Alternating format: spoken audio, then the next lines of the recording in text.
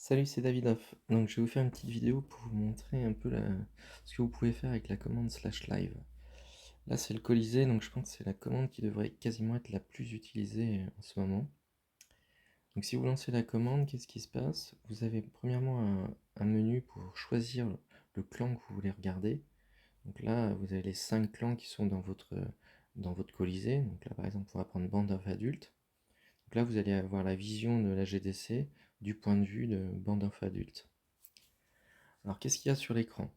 Il y a tout en haut, vous allez voir un bandeau qui vous donne les informations résumées de votre guerre de clan. Donc là, on voit que le ratio de Bandaf adulte, c'est 205 à l'heure qu'il est.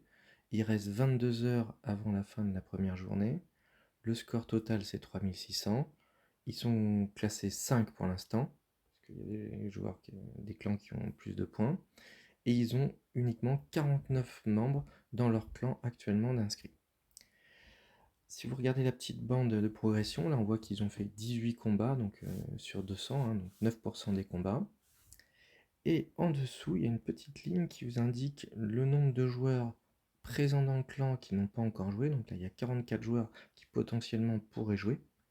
Il y a un joueur qui est en train de jouer. Donc, si vous regardez deux fenêtres plus bas, vous voyez que c'est KO qui a fait 2 combats sur 4, hein, donc qui n'a pas encore fini ses combats.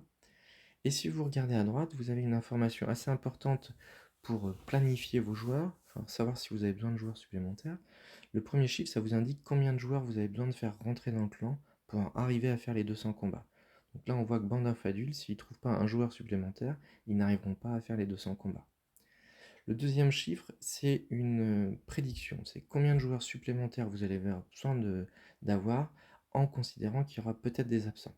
Donc là, pour l'instant, on est en début de journée. Du coup, le chiffre, ça va être le même que le premier, parce que là, on ne peut pas faire trop de prédictions. On espère que tout le monde va jouer. Mais plus on va avancer dans la journée, plus ce nombre va potentiellement augmenter. Par exemple, demain matin, s'il vous manque 40 combats, mais là, on va vous dire de faire rentrer plein de joueurs. Donc on va vous annoncer de faire rentrer 5-6 joueurs supplémentaires en remplacement. Donc l'écran du dessous, si vous regardez, vous allez voir qu'il y a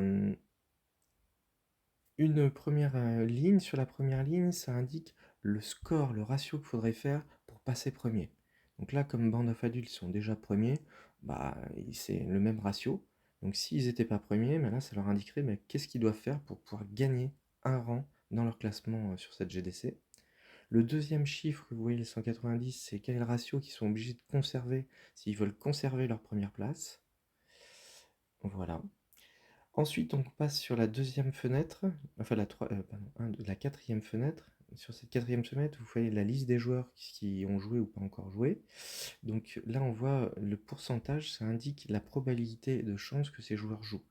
Donc là, en début de journée, la probabilité c'est de 100%. Plus on va avancer dans la journée, plus cette probabilité va baisser.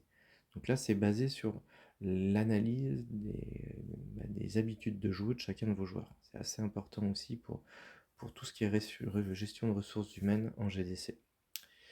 Enfin, on passe sur le dernier écran. Donc là, ça vous affiche le résumé de toutes les autres équipes, hein, combien de joueurs ont joué, quel est leur ratio, quel est leur classement actuel. Et vous voyez un petit lisseur. Alors ce petit lisseur ici, là, il y a beaucoup de gens qui me demandent à quoi il sert. Alors c'est assez important. Ça nous indique le ratio que les équipes adverses doivent faire si vous arrêtez de jouer. Donc par exemple, si imaginons que vous perdez, que Band of Adultes perd tous ses combats, là en ce moment ils sont à 206 de ratio, donc ça va faire chuter leur ratio. Et bien bang bang bang, pour les doubler, ils auraient seulement besoin de faire 98,7 de ratio. Du coup, ils n'auraient même pas besoin de gagner tous leurs combats, enfin de jouer tous leurs combats pour arriver à doubler Bang of Adultes. Voilà pour ce petit résumé. Donc, ce qui est intéressant, c'est de pouvoir aussi regarder sur un autre angle de vue. Donc là, par exemple, je vais regarder sous l'angle de vue Bang Bang Bang. Hop, si je regarde maintenant Bang Bang Bang, on va voir la même chose, mais du point de vue de là, un adversaire de Band of Adultes. Donc là, on voit que Bang Bang Bang, s'ils veulent passer premier, donc doubler Band of Adultes, il faut qu'ils fassent 206 de ratio sur leur dernier combat. S'ils veulent conserver leur deuxième place, il suffit juste qu'ils fassent 171 de ratio. Et s'ils décident de ne plus jouer, donc juste de perdre tous leurs combats, là, ils finiront normalement dernier, vu que tous les autres vont les doubler.